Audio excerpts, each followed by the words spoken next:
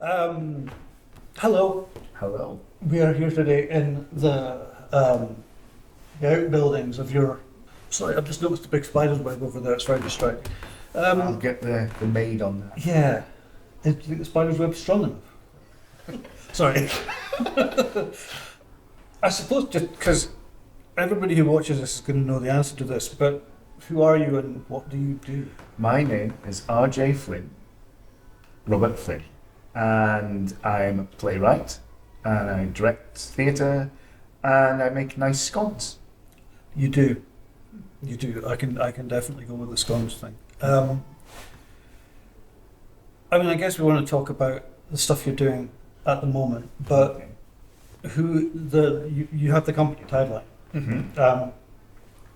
Where did Tideline come from? Was this just something that you kind of thought, well, it's a Tuesday, it's 2:00, I'll do a theatre company? Or was it more organic? Tideline Runners as a name came from, believe it or not, prior to being married and happy, I used to go running. And I used to run on the Tideline, and it just sounded sort of nice, sort of run to it. And my house was right on the front of the promenade and Spittle.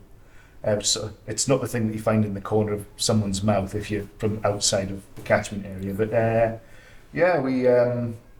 I used to go and run along the sand in my bare feet, and that's where Tideline Runners as a name came from.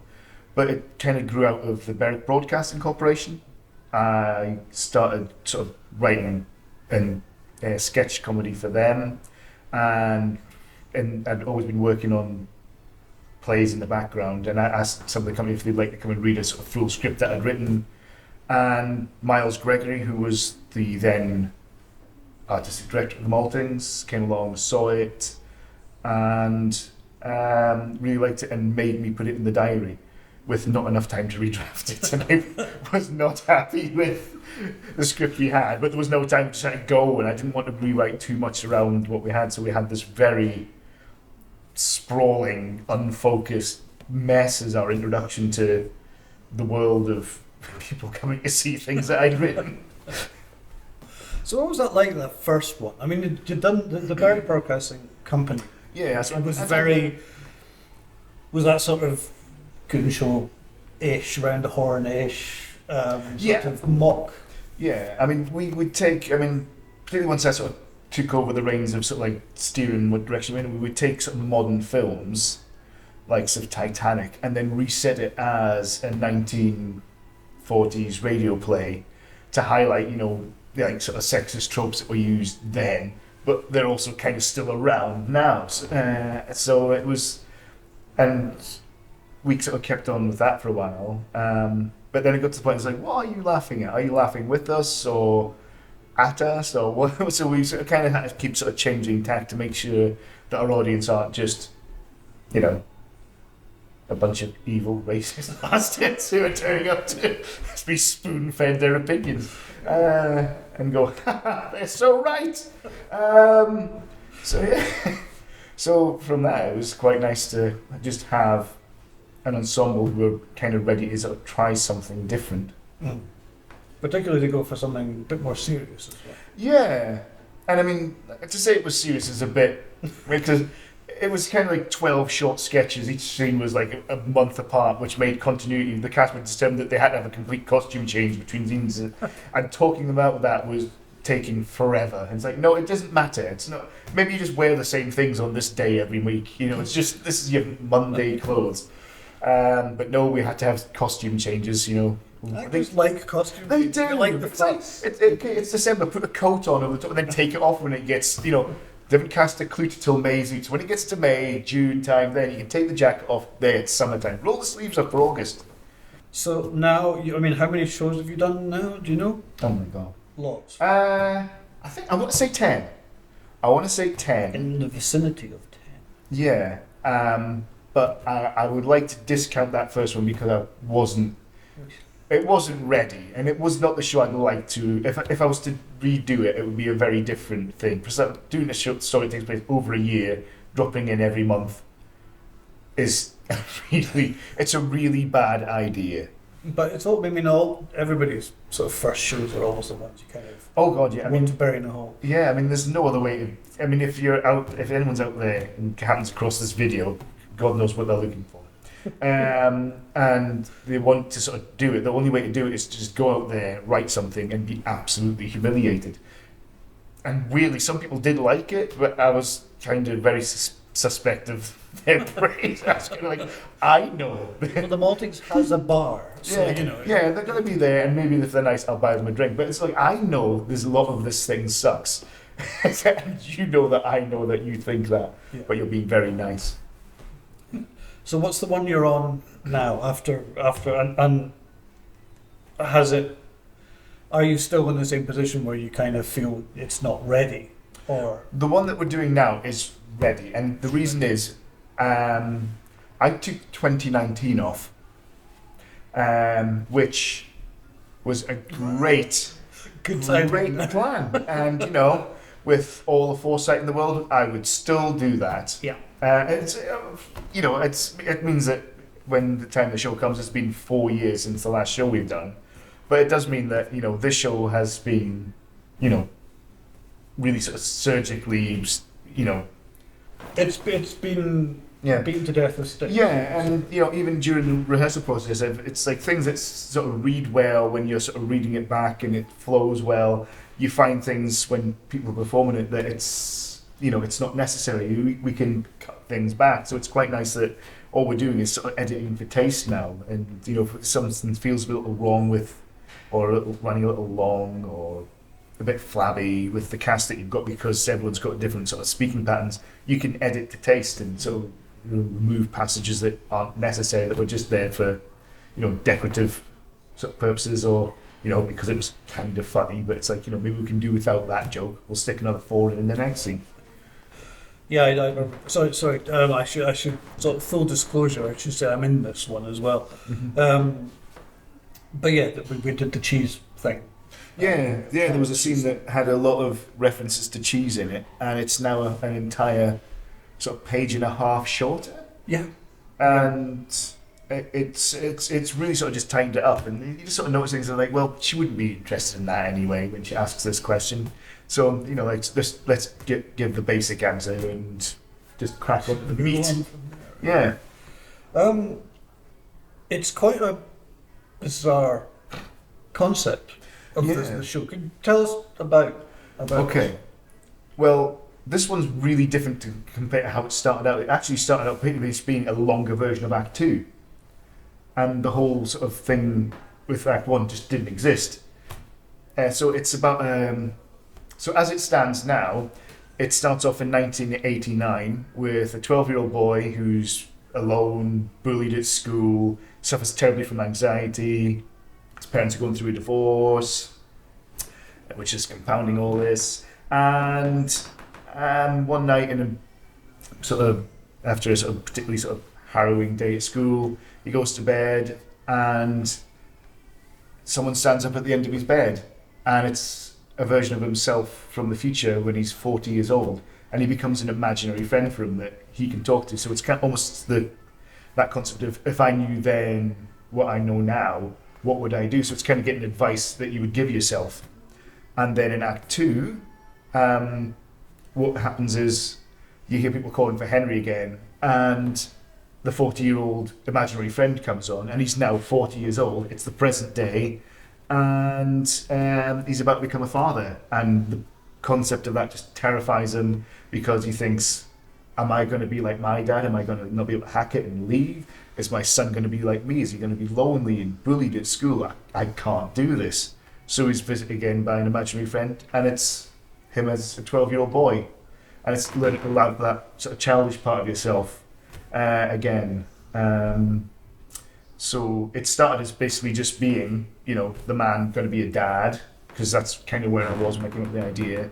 And, you know, what kind of dad would I want to have? So he was getting the advice from the younger version of himself. And then it's reading it, I thought it needs a bit more heft. Where did this come from? So you saw the 12-year-old boy and this thing, but that sort of seemed less important.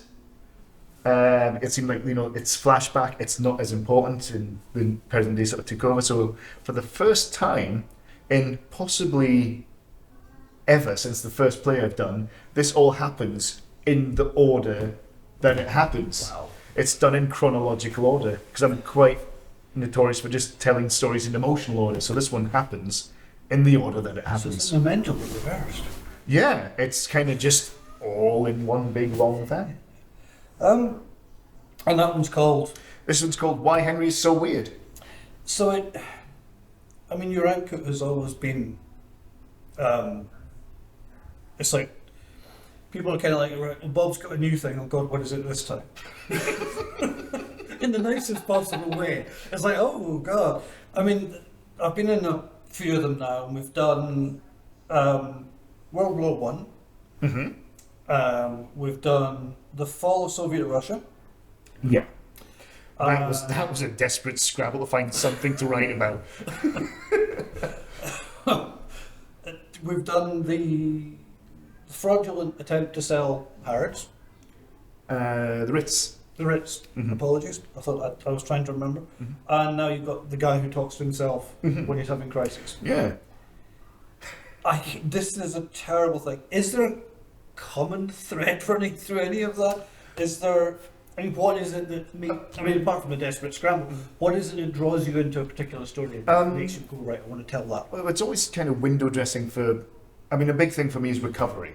One thing is for the last 7 years I've been writing sober. I was for 10 years addicted to prescription pain medication, which I've noticed looking back at work from the past, like the before and after is quite a marked difference. So the concept of recovery, people sort of like losing things and bringing themselves back, is a big sort of story that I'll tell and tell again, and it's just where it happens. I'm a big fan of that sort of story of the sort of hero sort of beaten down and has to bring himself back, or the anti-hero in the case of some of them. Because you do often do a happy ending. Is that? I mean, that Okay. I will say that's an accusation that has been levelled at you by other people. It has, yeah. Other than myself. Yeah. I haven't done enough. I think the thing is, I'm not very good at writing endings. I don't really often write an ending. It's often an ellipsis, where it's just that's where the story stops. Because I think the happiest ending someone could argue that we have is Sam and Isla Forever, where they're united at the end. But in 2 days, Isla is going to be dead, and they've wasted their entire lives. So it's like I think you're looking at that ending with a very rose-tinted spectacle. That's a happy ending. Yes, I agree. And I think anyone that was in the room for the read-through of an upcoming project knows that one's definitely not got a happy ending. I mean, there's not a likable person in that script. Oh, it's got an ending. Yeah. And I'm trying to think. I think by design, the first one had a happy ending because I thought it's such a mess. Just send people out happy for that last scene. But again, it had a sort of elliptic sort of ending of, is it a happy ending? And if anyone saw, just through in that room there, we did a show in 2018 called Hidden in This Room. And it was a three-hander. And we had a really wonderful cast for that. There was Patrick Davenport who worked in. It was his first professional show.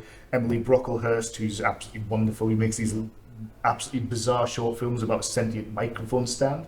And Sheen Denovan, who is like a very renowned actor of stage and screen, who just won an award in I think it was the Steegs horror thing for Cat Sick Blues.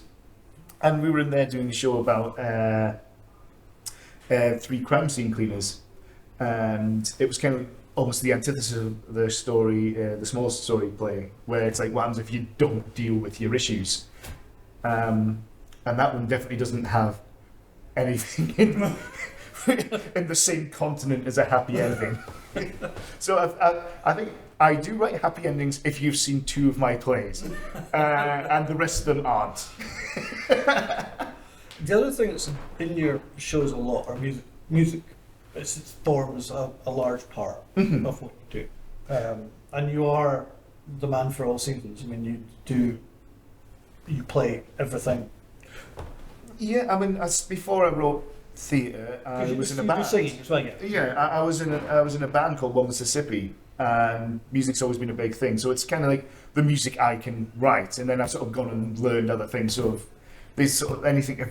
I'm working on, if I was to be working on something now that involves writing music, and I'm not saying that I am,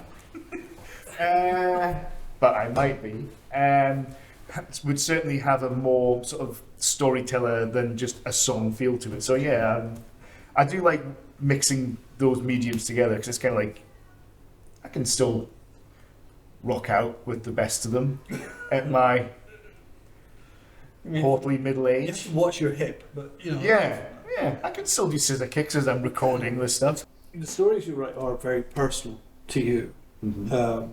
and you have handed shows off that you've written to other people. But they've always been ones that you've directed yourself. Yeah. Could you ever see yourself in a position of writing something and then handing it immediately over to somebody else? Yeah, if they asked me to write something that they wanted written and told me what they wanted, then yeah, I could probably be a sort of writer for hire and do that. I'd be quite happy to do that. If they wanted me to like adapt someone else's work, would be probably something that would be quite easy to do, which I've not done. I've tried, but not with any great success yet. But I'd be happy to do it. Yeah, but I think it's something that I could sort of do in the future. But when it's something that is a story that I've sort of decided that I want to tell for me, then I think I would always like to be the first person to have a go at directing it, because writing's a lonely pursuit. If I don't direct it and I just move on to the next thing, I don't get to see people. It's like, you know, I would literally see no one if I didn't direct a play sometimes. I get the feeling. So I'd like to have a first go at it and say, this is how I see these characters, and then people come in and, you know, by the time it's come to, I've fallen in love with these people. You get to fall in love for a living when you're a writer. You get, you know, this, even the people that are awful in the play, it's like you love them. And then someone else comes in and they are them, but not them, it's their version of it, and you get to fall in love with their creation as well, and then you get to fall in love with the actual cast, as, you know, unless they're a bunch of absolute knobs. You tend to, you don't audition people. I do, but it's because I've seen them in something else. It's if I haven't seen them do anything, I'll audition. I think the role we auditioned the kids for this show, because the kids have quite a heavy lift, particularly little Joey, who plays Henry, young Henry in this, has a big heavy lift, and we needed to know that the actor could do this. He's got a Shakespearean length monologue. Yes, he does. He's got a few, and he gets put through the ringer, and he's quite possibly the opposite of what the character is. So it's quite exciting. We did a run of Act 1, and to go from just doing scenes in isolation where you can see them kind of getting it and sort of linking, and then when they do a run of scenes where they've got that emotional run up, the difference was like, and Mejman's like, yeah, we've got the right guy. Cool. And working with Gary, because there's this huge sort of age sort of gap, not age gap, this sort of broad range of ages, from 12 to, how old is the oldest person who will not name in the cast, you think? So they will like late 50s, I think. Late 50s, we can say some of them are. Everyone's different, unique caliber of weirdness is starting to rub off against each other. So everyone's getting weirder. And realize, well, everyone's just kind of nuts. So everyone's bringing their own sort of brand of bizarreness to it, which is quite fun. And the scene's never the same twice. Everyone's got to kind of realise that I trust them, and if they want to try something, it's like, just, you know, come with an idea, do it. If it works, we'll work on it, and if it doesn't, then we'll all just laugh at them. But it's got humour in it. So it does, yeah. Yeah, I write very sad comedies that somehow sometimes stop telling you jokes about 10 minutes before the end, but they are ostensibly all comedies. Over the past few years, a lot of stuff has kind of happened. Just recently, a lot of stuff has kind of happened. Because you got married. Mm-hmm. I just thought I'd remind you. Yes. You and your wonderful husband have adopted. We have. Little Johan. Yeah. You took time off from writing. We've had a little bit of a health snafu. all of us, not just not Mhm. particular. Has that changed your what you're looking, what you're writing, how you're writing sounds? I mean, do you look back at stuff that even that you wrote just before all these things and think, oh my god, and every writer does, back at something more than a week old, they go, oh my god, what was I thinking? But has it changed you? Is what you want to do different now? Or? I think it's kind of. I do want to, because I've not written for kids up until this point. That I think I will do that again, so that, like earlier on, he can see what Dad does. But I also kind of. You were in the room for a read through for an upcoming project called The Honourable Gentleman. It's kind of making me run the opposite way. It's like all the sort of stress that you get through the day, really, you kind of just need an explosion.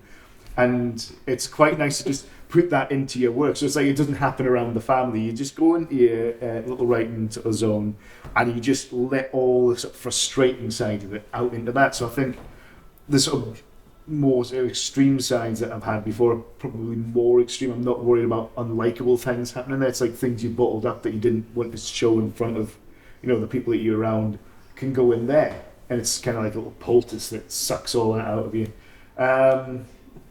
And that sounded less gross before I said it.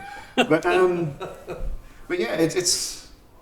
I think the place for adults can expect to be more directly, really engaging adults on a more extreme end, and probably a more abstract sort of way as well. And then the shows for kids will be very much kind of like this one, where it does speak to Dan. By the way, Dan Cox at the moment cannot believe I've written this show. He says there's no swearing in the show, and he cannot believe this has happened. I think it's when There's time. Yeah, there's at rehearsals, but yeah. So I think there'll be more sort of stories aimed for kids, and it'll deal with the sort of things that kids will have to deal with. So this one deals with divorce. There's something that I've been sort of tinkering on for years in anticipation of parenting, knowing that I'll have to have difficult conversations with the kids. Like what happens when people die and things, and it's like to explain them in a way that kids will understand, because you can't. People say you shouldn't talk to kids like that in entertainment, but I think if you don't, you kind of leave them to walk that line without any sort of guidance, and that's sort of cruel. So this is a kind conversation and a kind way to have those conversations. So yeah, I think it's changing that I'm mindful that I have to speak to kids and adults in a very different way, and I think the book can be a lot more separate than they were. So you kind of know what the next one is after Henry. I think I know what the next two are. There's something that's been done for years that I've sat on that I think I'm kind of ready to do that now. I'm ready to write it. So it's not one of the ones you're revisiting, because you have done that in the past. I've done that in the past, but no, this is an idea that started way back. It's about 6 years old now, maybe older. It was coming around about the time of 70 Tales of Moss, because that was 2016, so it's about 5-6 years. And it's changed so many times what it was going to be about, but it's going to be set in town in Berwick, and it's set during the Second World War, and it will involve music again, but it does tell the story of a lot of members of my family during the war. So I had an aunt who married a German paratrooper on his first mission over, and their sort of affairs during the war, their love during the war was very frowned upon, and even afterwards. So it's set between 3 air raids. So this time the war comes to the town instead of the town goes to war. So it's a very sort of different look at love again. But this one is also a play for children, and that there's you'll follow a few sort of characters, and there's 2 children who have been lost their house in an air raid, and they have to live with their grandmother, who does not sort of see eye to eye with how the kids are, so they go and hide in a treehouse, and no one knows where they are. Well, there's like some sort of nightly air raids, so that's kind of that one, and it's got a lot more sort of fantastical qualities to it. So that's a very sort of kid-friendly story with sort of an adult story about adults the way kids would like to see them going through it too. And yeah, And, and The Honourable Gentleman, which could be the first play I've written, but maybe not the last, that gets me sued by the aristocracy. yeah. We'll see how this one goes, and then And then see if there's one after that. yeah, that's, if I'm not in prison. And is it always going to be theatre? Well, see, my mum took me to see South Pacific when I was 6 years old, and I kind of just really loved that vibe that everyone comes and sees one story at the same time. The reaction's instantaneous and it's electric, and everyone takes something different from the room depending on what they brought to it. And I've always kind of thought, I could do that. I'd like to be involved in that. So it's my favourite thing. I had a go at writing for TV. I did something with the BBC Writers' Room. And the notes weren't helpful. And so I thought, I'm not desperate to sort of, TV's fine. I'd like to watch it. But I've got quite a bit of sort of descriptive work, even in sort of plays, scripts. So I could maybe write fiction, but I don't know what I would write about. I don't know if I would adapt a play for a novel, but it's very different disciplines. And I just love the sound of people talking. Even me. I even like the sound of me talking. Yeah, and I think that's a really good place to stop to. Mm-hmm. So thank you very much. Thank you. Thank you. Thank you. Thank you. Thank you.